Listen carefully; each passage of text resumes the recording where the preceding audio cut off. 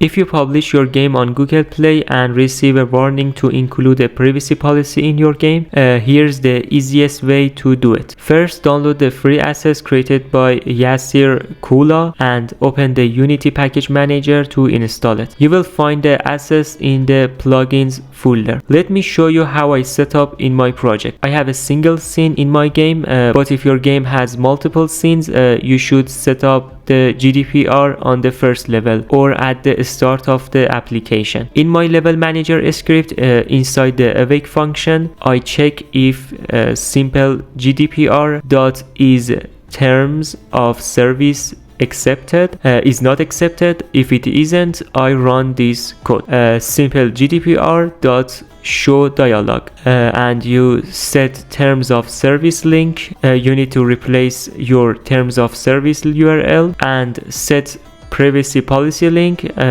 and your privacy policy URL with links to your actual privacy policy and terms of service. I have hosted mine on GitHub, which is accepted by Google Play. However, I recommend this approach only for small projects or simple games. If you need help creating the text for your privacy policy and terms of service, I have made a video on that topic which you can check out. You can also specify a function to call when the terms are accepted. And that's it. When the game starts, a window will pop up with links to your privacy policy and terms of service. Once the user accepts them, the window won't show again. This setup is straightforward and the plugin has other features you might find useful. Don't forget to subscribe and like to see more tips and tutorials. Thanks for watching and see you soon.